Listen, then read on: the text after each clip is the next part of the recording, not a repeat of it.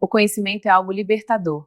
Te afasta de lugares e pessoas que não querem o seu bem. No meu caso, foi muito difícil me distanciar do ambiente que eu julgava ser bom pra mim. Mas, buscando entender o porquê me sentia tão mal, entender o que me deixou tão triste e compreendi que havia outras formas de expressar a minha fé em Deus. Entendi que eu não precisava deixar de me vestir como me vestia, que as irmãs que me julgavam estavam presas a um dogma religioso. E o mais importante, aprendi que a igreja está dentro de mim. E por isso, por mais que eu não frequente mais aquele ambiente, eu permaneço com a minha fé. Depois que eu saí da igreja, sempre que eu encontrava alguma irmã na rua, elas desviavam o caminho. Descobri um tempo depois que elas passaram a se referir a mim como bruxa. Fiquei triste, mas fui pesquisar, afinal eu não era a primeira a sair dali e ser taxada de bruxa e finalmente entendi que as mulheres eram chamadas de bruxas não apenas por saberem a alquimia das coisas, por terem conhecimento de si, do seu corpo e eram livres. Para elas o pecado era apenas uma palavra vinda da boca daqueles que não aceitavam a sua liberdade, por não terem tanto conhecimento quanto elas ou por saberem que o conhecimento as libertavam das amarras da sociedade daquela época, foram perseguidas e queimadas. Em grandes eventos organizados pela igreja,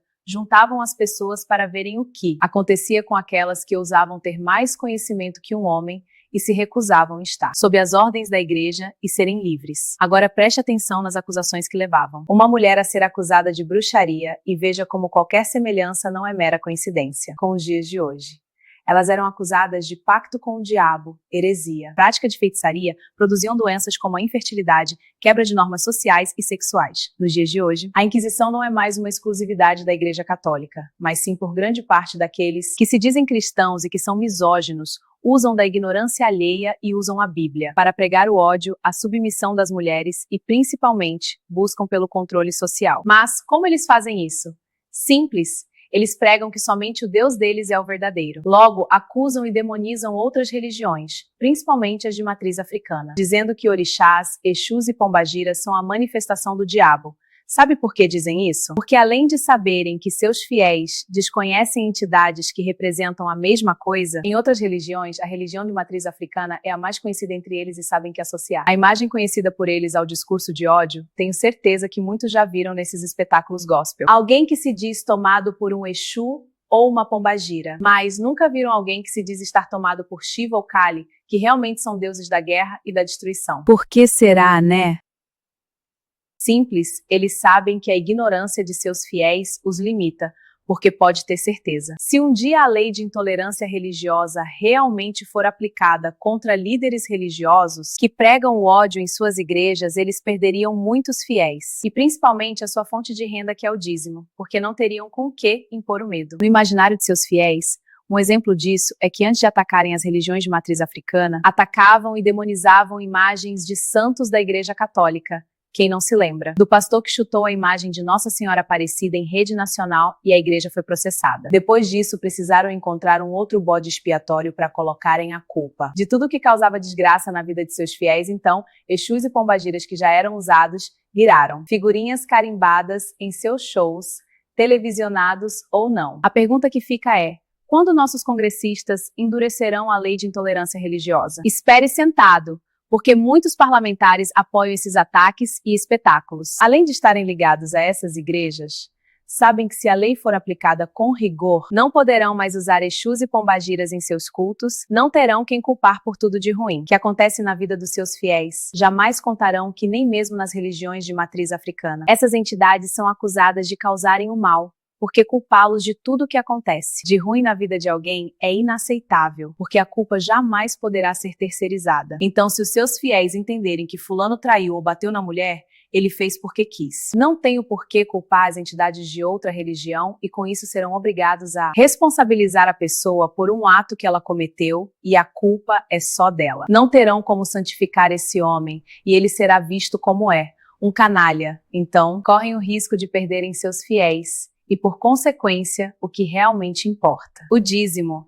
E eles sabem que se seus fiéis, principalmente as mulheres, tiverem o conhecimento, saberão que podem fazer muita coisa sem medo do tal pecado, e com isso estarão libertas. E é exatamente por isso que demonizam principalmente as pombagiras, porque foram mulheres, que representam a força feminina, a sexualidade, liberdade, o empoderamento e que viveram à margem das normas sociais. Assim como as bruxas, a ideia de uma mulher ser livre é tenebrosa, porque imagina, se suas fiéis descobrem que o que as mantém em um casamento cheio de traições, agressões e humilhações é o que o líder prega. Imagina se ela descobrir que não é somente uma mulher sábia, mas também respeitada por seu marido é que edifica um lar. Na verdade, o que eles temem é que suas fiéis tenham o conhecimento. Eles precisam mantê-las na ignorância, porque assim conseguem manter o controle sobre elas. Porque sabem que enquanto suas mentes estiverem aprisionadas, jamais serão livres. E sabem que quanto mais conhecimento tiverem, maiores serão os questionamentos sobre o que está sendo pregado no púlpito. Ainda mais nos dias de hoje, em que vemos líderes religiosos pregando ódio, humilhação e submissão. Abrindo a Bíblia, mostrando capítulos e versículos para justificar até mesmo crimes. E ainda acusar quem questiona de herege e dizer que a pessoa está possuída pelo demônio. Outra coisa que também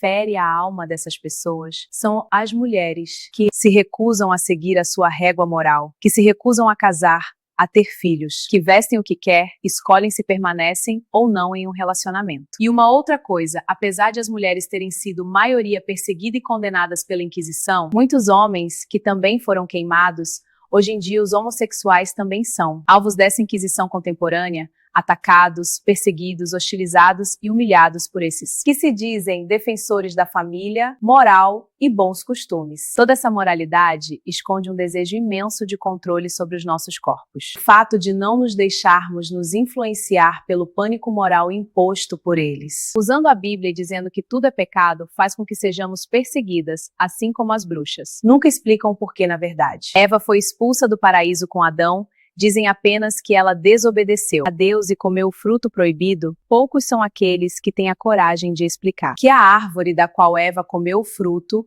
era proibida porque a partir daquele momento ela teria o conhecimento, e conhecimento é poder, e o poder até aquele momento pertencia somente ao Criador. Por isso que hoje vemos líderes religiosos temerosos com mulheres, que buscam conhecimento. Para ele, se a mulher souber assinar o seu nome e contar o dinheiro para dar o dízimo, já é o suficiente. E a forma que usam para afastar a mulher do conhecimento é pregar que se a sua filha for para uma universidade, por exemplo, ela vai virar uma meretriz, deixará de ser santa, que terá um diploma, mas será rodada uma louca e vai para o inferno. Sabe o que essa parte da fala denuncia? Que a partir do momento em que a mulher tem o conhecimento, ela deixa de ser santa. Porque o conhecimento é poder. E esse conhecimento a afastará os futuros fiéis da igreja e, com isso, o líder religioso perde o poder, a influência e o dízimo, que é o que os mantém ricos. Mas você sabe um outro tipo de conhecimento que muitos dos que se dizem religiosos têm pavor? O conhecimento sobre o próprio corpo. E não estou falando de uma mulher dar prazer a si mesma. Isso também. Afinal, se ela conhecer o prazer, o marido será obrigado a se esforçar um pouco. Mas eu falo de educação sexual nas escolas, muitos temem e sabem que uma criança que tem o conhecimento do próprio corpo e for orientada sobre o limite entre o carinho e o abuso, certamente o número de denúncias subirá vertiginosamente, porque a criança saberá identificar quando o que estão fazendo com ela é abuso e com isso denunciará o abusador. E para que os pais sejam contra a educação sexual das crianças, dizem que as escolas ensinarão práticas sexuais para crianças, quando na verdade eles sabem que uma criança que é orientada passa a saber identificar o limite, essa criança reconhece um abuso. E o medo é esse, se uma criança sabe identificar, ela também sabe denunciar. Por isso, para muitos, é importante manter as crianças longe deste tipo de conhecimento, porque com ele vem a possibilidade de denúncia.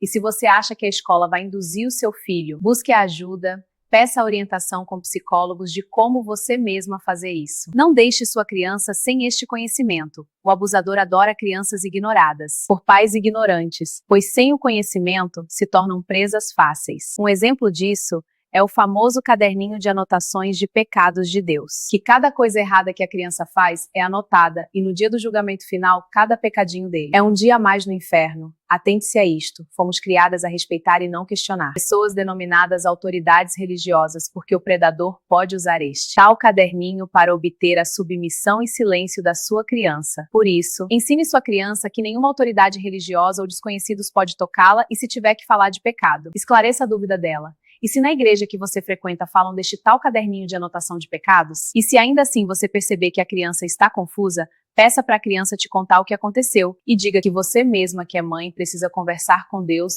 antes que ele anote no caderninho. Entenda que Deus não vai te punir por isso, porque com isso você estará criando um laço de confiança a ponto que a criança te conte tudo. Deixe sempre claro que qualquer atitude ou toque estranho de qualquer pessoa, isso sim é um pecado. E entenda de uma vez por todas, Não é porque alguém se diz enviado ou representante de Deus na terra que você tem que confiar o seu filho a esta pessoa. E lembre-se, o mal pode estar em qualquer um. E sim, existem lobos na pele de cordeiros e saiba que eles não se importam com as suas fiéis. Eles sabem que suas palavras as protegeriam de muitas coisas ruins, mas para isso teriam que direcioná-las ao conhecimento. É por este motivo que mesmo com essa onda de violência contra a mulher, você não viu até agora nenhum líder religioso ou político que se diz cristão se pronunciando contra o feminicídio, por exemplo? Por que será, né? Será que é porque eles sabem que a grande maioria dos agressores se dizem cristãos de família tradicional e que a mulher tem que ser submissa? Ou seja, seguem à risca o que é pregado por eles nas igrejas. Dificilmente dirão que para ter uma mulher sábia que edifica o lar, ela precisa ser respeitada. Tal afirmação causaria um estrago enorme em seus cofres, e que se disserem a elas que sair de um casamento abusivo não será um motivo para arder no fogo do inferno, aí então é que passariam a contar moedas. Uma vez que o sofrimento causa desespero, e é esse desespero em obter ajuda divina para acabar com o sofrimento conjugal que as mantém nesse ciclo. Por isso, as mulheres que não se submetem a esses dogmas e ainda questionam, são tidas como imorais, não por praticar a imoralidade, mas por saberem que a não submissão é ser igual, nem mais e nem menos que um homem. Mas, se ainda assim você prefere continuar na igreja, e ao perceber que você está sendo colocada em um lugar de submissão e humilhação, repense se quer mesmo se manter neste ambiente. Você poderá até ser desprezada por alguns, mas será livre. Eu que o diga! Até a próxima! Valeu, base!